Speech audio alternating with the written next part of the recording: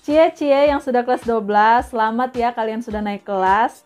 Ingat, waktu kalian tinggal setahun lagi loh menyandang status sebagai siswa SMA. Jadi tolong gunakan waktu-waktu ini sebaik mungkin, tunjukkan prestasimu.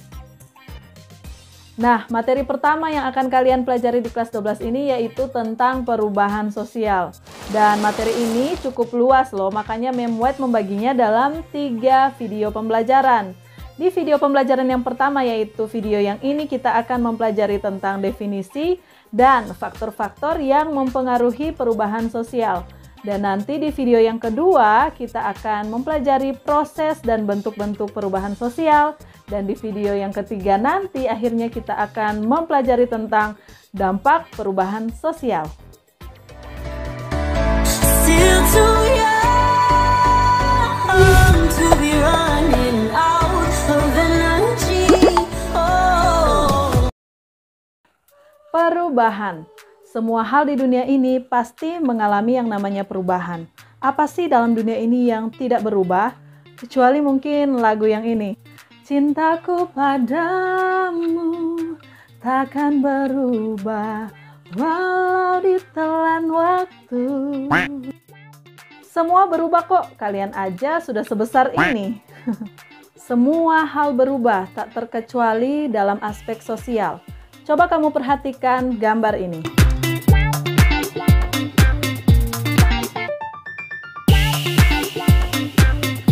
Ya, seperti kita saat ini yang sedang memanfaatkan teknologi untuk kegiatan belajar mengajar kita yang tidak terbatas ruang dan waktu.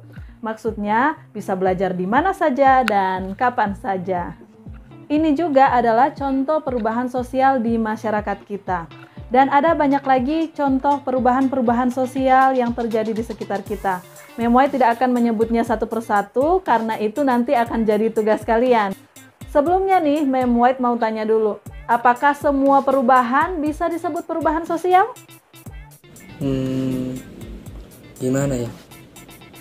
Mungkin iya, tapi mungkin juga tidak. Masih bingung ya? Oke deh, kalian simak dulu pengertian perubahan sosial itu apa ya. Berikut ini definisi perubahan sosial. Menurut Selo Sumarjan, perubahan sosial sebagai perubahan pada lembaga-lembaga kemasyarakatan dalam suatu masyarakat yang mempengaruhi sistem sosialnya. Yang kedua, menurut Kingsley Davis, mengatakan bahwa perubahan sosial adalah proses perubahan yang terjadi dalam struktur dan fungsi masyarakat. Misalnya, adanya perubahan dalam hubungan antara buruh dengan majikan. Yang ketiga, menurut Gilin dan Gilin, mengatakan bahwa perubahan sosial dianggap sebagai suatu variasi dari cara-cara hidup yang telah diterima, baik karena perubahan kondisi geografis, komposisi penduduk, kebudayaan material, ideologi, maupun karena adanya difusi atau penemuan baru dalam masyarakat.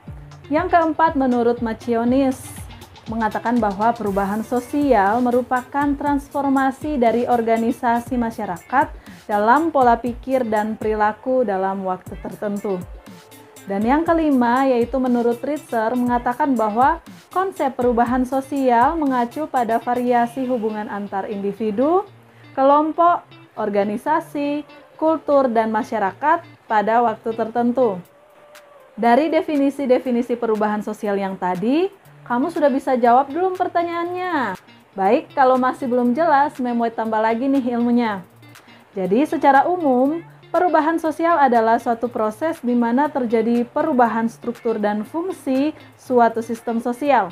Nah, unsur-unsur yang mengalami perubahan dalam masyarakat biasanya sih mengenai nilai-nilai sosial, pola perilaku, kemudian organisasi, stratifikasi sosial, kebiasaan, dan lain sebagainya. Dan perubahan sosial itu terjadi mencakup berbagai aspek kehidupan seperti pendidikan, ekonomi, hukum, sosial, politik, budaya, dan lain sebagainya. Oke, sekarang kalian harus bisa ya jawabnya. Kalau belum bisa juga, kata Raja Dangdut mah, terlalu. Nggak mirip ya? Oke, Memwhite tahu kok. Pertanyaannya sekali lagi ya, yaitu apakah semua perubahan di dunia ini dapat disebut sebagai perubahan sosial? Berikan alasannya ya. Jangan lupa di komen di kolom komentar di bawah ini.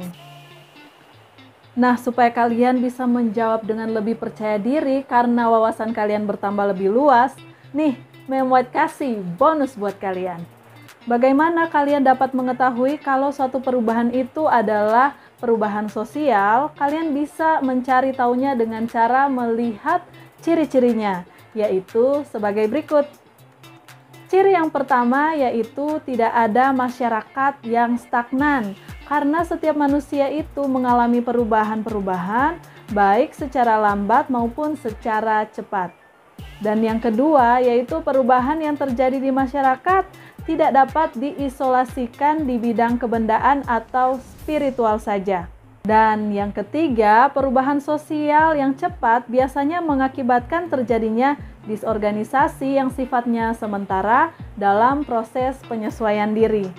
Kemudian, ciri yang keempat yaitu perubahan yang terjadi pada lembaga sosial tertentu akan diikuti dengan perubahan pada lembaga-lembaga yang lainnya. Baiklah, murid-muridku yang tersayang yang Mem White sapa dengan kasih Mumu Meo, murid-murid Mem White.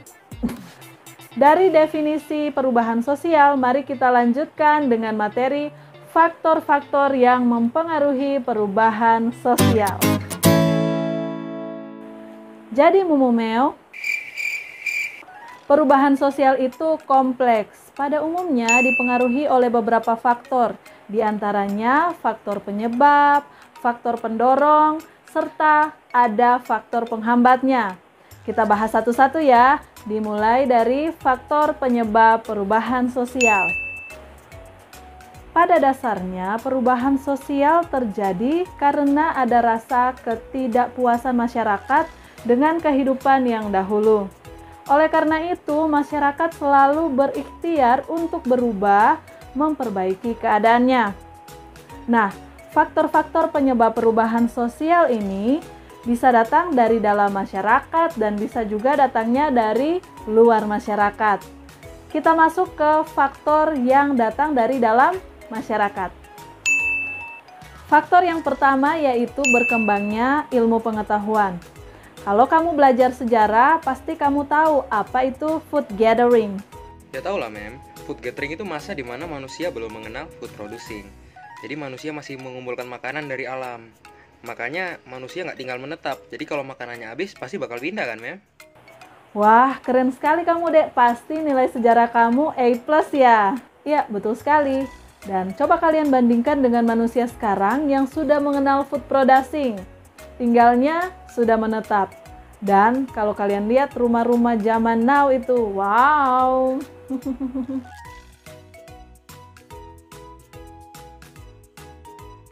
Nah, faktor yang kedua yaitu jumlah penduduk. Semakin padat jumlah penduduk di suatu daerah, maka kemungkinan terjadinya perubahan sosial pun akan semakin tinggi. Coba deh kalian bandingkan keadaan penduduk Pulau Jawa dengan Pulau Irian. Bisa kalian bandingkan perubahan sosialnya di kedua pulau ini? Kalau bisa, tambahin di kolom komentar kalian ya. Nanti Mem kasih nilai plus. Nah, faktor yang ketiga yaitu pertentangan dan pemberontakan. Nah, dalam masyarakat pasti pernah terjadi konflik. Dan ini bisa memunculkan perubahan sosial. Misalnya nih, guru gajinya rendah, tidak mencapai UMP. Guru jadi malas kerja, sehingga guru meminta pada pemerintah untuk menaikkan gajinya. Sedangkan pihak pemerintah merasa gaji guru sudah cukup.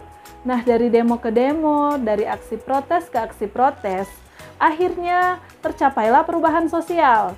Gaji guru naik, kinerjanya juga naik. Win-win solution. Oke, kalau tadi Mem sudah membahas faktor yang asalnya dari dalam masyarakat, sekarang ke faktor yang berasal dari luar masyarakat. Yang pertama yaitu pengaruh kebudayaan masyarakat lain. Ketika dua budaya bertemu, maka hanya ada dua kemungkinan.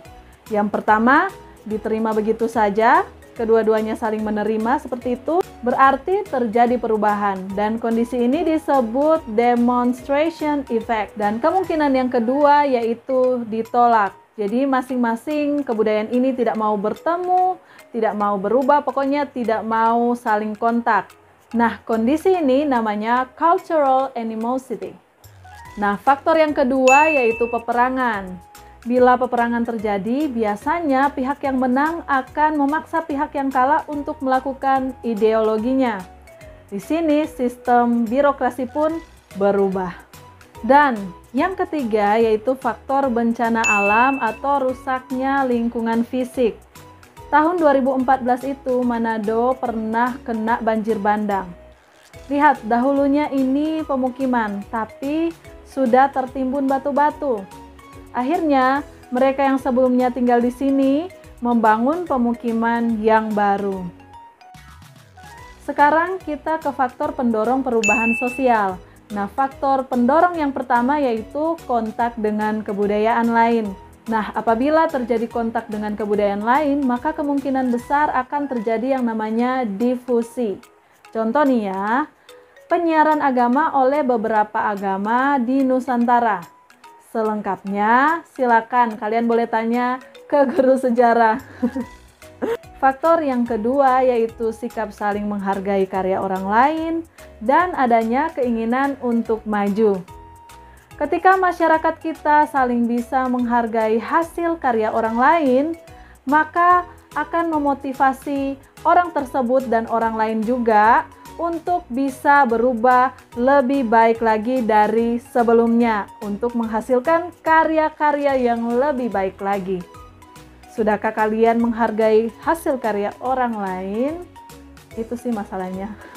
Nah, faktor yang ketiga yaitu sistem pendidikan yang maju. Ketika sistem pendidikan kita sudah maju, maka artinya kita sudah memiliki kemampuan untuk menilai kebudayaan-kebudayaan yang ada di tengah kita, apa mampu memenuhi kebutuhan zaman now atau zaman sekarang. Pendidikan memang dapat mendorong manusia untuk melakukan perubahan dan menerima hal-hal yang baru. Nah, faktor yang keempat yaitu toleransi. Ketika pengaruh dari luar tidak melanggar hukum dan kita mentolelirnya, boom, terjadilah perubahan. Nah, faktor yang kelima yaitu sistem terbuka masyarakat. Contoh, Mem ini anak petani dan Mem berusaha keras untuk menjadi seorang PNS. Nah, di lingkungan masyarakat PNS itu dipandang loh. Dan ini hasil usaha kemampuan sendiri. Tidak pakai yang namanya orang dalam. Dan memang seleksinya sekarang memang seperti itu. Tidak memandang kamu itu anak siapa atau kamu itu keponakan siapa. Seperti itu. Dan faktor yang keenam yaitu penduduk yang heterogen. Ya, seperti kita inilah. Indonesia yang masyarakatnya majemuk. Bukan sedikit perubahan sosial yang terjadi. Iya kan? Nah, faktor yang ketujuh yaitu ketidakpuasan masyarakat terhadap bidang-bidang kehidupan tertentu. Rasa tidak puas dapat menimbulkan perlawanan, pertentangan, dan gerakan revolusi untuk mengubah keadaan sekitar. Dan faktor yang terakhir yaitu adanya orientasi ke masa depan. Masyarakat yang berorientasi ke masa depan selalu terdorong untuk menciptakan penemuan baru sesuai tuntutan-tuntutan zaman. Contohnya ya zaman 4.0, semua serba online. Maksud Mem, kuota. Ya kan? Yuk lanjut ke faktor penghambat perubahan sosial. Ternyata perubahan sosial bisa dihambat. Menarik. Faktor apa saja yang bisa menghambat perubahan sosial? Yaitu yang pertama adalah faktor kurangnya hubungan dengan masyarakat lain.